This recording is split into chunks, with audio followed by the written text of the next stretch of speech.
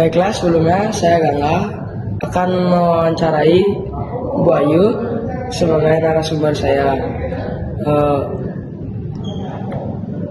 Baiklah, sebelumnya terima kasih Bu Ayu karena sudah meluangkan waktunya untuk saya wawancarai. Oke. Baiklah, mari kita lanjut untuk mewawancarai Bu Ayu. Sebelumnya, apakah Ibu sudah siap kami wawancarai? Baiklah, pertanyaan pertama, apa kontribusi terbesar pekerjaan Ibu bagi masyarakat Bali atau Indonesia? Untuk kontribusi pekerjaan, kalau misalnya Ibu sebagai seorang guru untuk di masyarakat, apa sih kontribusinya, kan gitu ya. Kalau yang Ibu pribadi, Ibu kan ibu termasuk ibu rumah tangga nih. Jadi kalau kita ibu itu punya ada organisasi yang namanya PKK. Ibu-ibu kalian pasti ikut juga. Apa kontribusi terbesar Ibu di PKK? Ibu biasanya membantu teman-teman Ibu di kader PKK untuk melakukan sosialisasi, untuk melakukan penyuluhan gitu. Karena kita kalau misalnya guru itu kan terbiasa berbicara di depan orang banyak, jadi kita punya kemampuan public speaking yang bagus, seringkali dipercaya untuk melakukan tugas-tugas seperti itu. Pertanyaan selanjutnya, bagaimana latar belakang pendidikan Ibu sampai bisa menjadi koordinator PKL jurusan TITL di SMKN 1 Denpasar ini? Dari mana kalian tahu Ibu koordinator PKL-nya? Dari dia. Oke. Jadi gini, Ibu itu latar pendidikan SD, SMP, Ibu di Jembrana di Negara, kemudian SMK-nya Ibu pindah ke sini, Ibu tinggal di Canggu dulu. SMK-nya Ibu di sini tamat 2017. Dari 2017 itu Ibu lanjut ke Singaraja di Uniksa 2017 sampai 2021. 2021 Ibu tamat S1, lanjut S2, tamat 2023. Ibu kerja di sini tahun 2022 ya, apa 2021 akhir tahun sampai sekarang. Sudah sekitar 4 tahun mau 5 tahun kalau nggak salah. Gitu. Kenapa Ibu bisa jadi koordinator PKL itu tadi ya? Itu Ibu gini dipercaya di jurusan sebagai koordinator PKL Teknik Ketenaga Listrikan. Kebetulan dipercaya gitu aja. Pertanyaan selanjutnya, Ibu selain menjadi koordinator PKL, apakah Ibu menjadi guru di mapel lain juga? Iya, selain tugas tambahan Ibu ada 2. Tugas pokok kan mengajar, guru gitu. Kalau guru ada tugas tambahan ada 2, sebagai wali kelas dan sebagai koordinator PKL. Kalau misalnya tugas Ibu sebagai guru, selain ngajar dasar, Ibu ada beberapa mata pelajaran lain seperti konsentrasi keahlian di kelas 11, 12 kelas 11 TL12, kemudian KIK produk kreatif itu di kelas 12 TL2, ada juga ngajar di TAP. Jadi Bu ngerangkap ngajar di TAP mata pelajaran konsentrasi keahlian juga. Pertanyaan selanjutnya, apa awal mula Ibu menjadi guru? Pertanyaan selanjutnya, apa tantangan tersulit yang pernah Ibu hadapi selama bekerja di sini dan bagaimana solusinya? Tantangan tersulit itu adalah menjaga anak-anak Ibu supaya tidak dikeluarkan dari sini. Ibu 2 kali menjadi wali selama Ibu bekerja di sini. Periode yang pertama itu 2 tahun lalu. Benar 2 tahun lalu. Jadi jumlah siswa Ibu awalnya itu adalah 45 orang satu kelas. Kemudian di pertengahan kelas 11 ada 1 dikeluarkan gara-gara telinganya ditindik, bukan cuma 1 tapi 5. Jadi sekolah kita tidak bisa mentoleransi anak-anak yang seperti itu tidak mau mengikuti aturan. Bisa nggak dia bertahan di sini? Bisa sebenarnya, asal telinganya mau dioperasi, tapi dia nggak bersedia. Akhirnya dia bukan dikeluarkan, dipindah. Dia yang minta pindah ke sekolah lain, entah sekarang berhenti atau gimana. Tapi Ibu masih komunikasi dengan anaknya.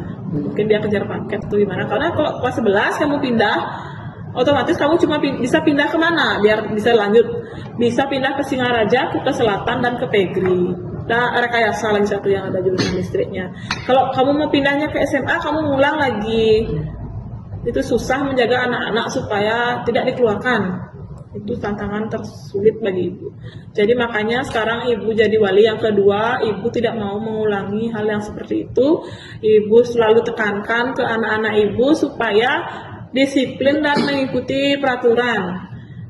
Sekecil apapun peraturannya, tolong diikuti. Ibu selalu tekankan itu, dan jangan pernah kalian membuat masalah yang memberatkan diri kalian dan orang tua kalian. Itu tidak ada orang tua yang ingin anaknya gagal. Pengalaman ibu menjadi wali yang di tahun sebelumnya, ibu akan bawa sampai seterusnya selama ibu menjadi wali kelas, supaya seberapa anak-anak yang masuk ke sekolah ini, segitu juga yang keluar. Sama kayak di kelasku, mungkin Pak Mandalika juga sama kayak ibu dulu waktu Pak Mandalika jadi wali yang sebelumnya juga ada yang bermasalah seperti itu, yang sekarang juga ada kan teman kalian. Itu sebenarnya tantangan tersulit untuk guru, menjaga anak-anaknya supaya tetap dengan jumlah yang segitu masuk, keluarnya juga segitu. Baik, pertanyaan selanjutnya. Bagaimana cara ibu menjaga kebugaran dan keselamatan kerja di tengah kesibukan profesi ini? Untuk menjaga kebugaran, bukan cuma ibu aja, anak-anak juga harusnya luangkan waktu kalian paling nggak 10 menit setiap hari untuk berolahraga. Kalau misalnya nggak bisa kalian berolahraga yang berat, running, workout itu nggak bisa, dengan jalan aja 10 menit setiap hari itu sudah berolahraga. Itu menjaga fisik kalian agar tetap sehat.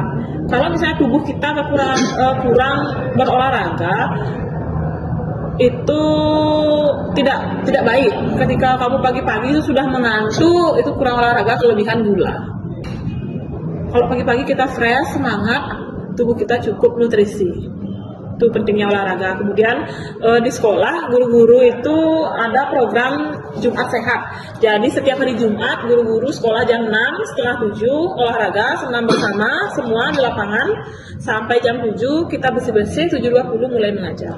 Itu rutin dilakukan setiap minggu dalam sebulan, kecuali cuacanya tidak mendukung, kita hujan. Oke. Nah, untuk K3, ibu selalu tekankan ke anak-anak untuk mengikuti peraturan sekecil apapun terkait dengan atribut kalian. Salah satunya adalah sepatu safety. Itu harus digunakan ketika pelajaran praktikum. Kalau misalnya di mata pelajarannya ibu tidak menggunakan sepatu safety, kalau praktikum dia tidak bisa ikut. Entah dia diam di luar, atau mau ngambil sepatunya ke rumah. Karena itu memang benar-benar bahaya, apalagi kita praktek itu, kita bekerja dengan tegangan. Kita nggak pernah tahu kapan terjadi konsleting, arus bocor. Kayak kemarin ibu ada praktikum di TPTU, syukur semuanya aman. Jadi hujan waktu itu, ibu praktek ngukur pengisian dan pengosongan kapasitor menggunakan bebannya, salah satunya paralel dengan LED. Jadi LED, lampu yang kecil itu, dia tegangan kerjanya antara 1,2 sampai 1,5 volt. Ketika praktikum, ibu benar-benar nggak lihat sedikit lengah gitu. Jadi dia ketika nyoba rangkaiannya menggunakan tegangan 30 volt, apa yang terjadi? Meledak LED-nya. Untung LED-nya cuma ke bawah, dia tak gitu. Kalau itu pecah kena muka kan bahaya. Waktu hujan-hujan juga, ibu praktikum menggunakan cat daya. Kalau itu ada arus bocor, ada air di bawah, kamu tidak menggunakan sepatu safety, apa yang terjadi? Makanya kalau ibu tekankan, praktikum selalu gunakan sepatu safety. Pertanyaan yang terakhir, apa awal mula ibu menjadi guru di SMK Negeri 1 Denpasar sampai bisa menjadi guru di jurusan TITL? Ya, awal mulanya, jadi kalau misalnya kalian perhatikan di SMK 1 ini, guru-guru kalian adalah alumni sini, anak-anak sini semuanya rata-rata. Kalau di listrik, ibu itu temenan sama Pak Bayu sama Pak Doni. Itu adalah kakak kelas ibu di sini. Di kampus juga mereka kakak kelas ibu. Kalau ibu sama Kak Bayu itu deketan, jaraknya setahun. Jadi ibu kelas 1 dia kelas 2, ibu kelas 2 dia kelas 3. Kuliah pun ketemu sama dia. Jadi memang berteman. Bahkan sampai sekarang ibu masih manggil mereka kakak. Ibu nggak bisa manggil Pak itu, pasti ibu manggilnya Kak. Itu semua di elektronika, itu semua guru-gurunya alumni sini. Di TI itu juga sama, di bangunan juga alumni sini. Kenapa bisa ke sini sebagai seorang guru? Ibu tamat S1, setelah tamat S1 itu ditelepon dulu ketua jurusannya namanya Pak Decana, ditelepon mau nggak ngajar di sini. Ibu bilang dengan senang hati, saya mau ke kawitan saya balik ngajar gitu. Ngapain saya jauh-jauh? Itu orang ada yang nyariin balik ke sini. Ibu ajukan lamaran, diterima. Akhirnya jadi guru di sini. Sesuai dengan latar pendidikan ibu SK pertama ibu adalah guru teknik ketenaga listrikan. Kemudian baru tahun ini SK ibu diangkat itu di teknik elektronika sebenarnya. Di elektronika ibu diangkat untuk P3K-nya.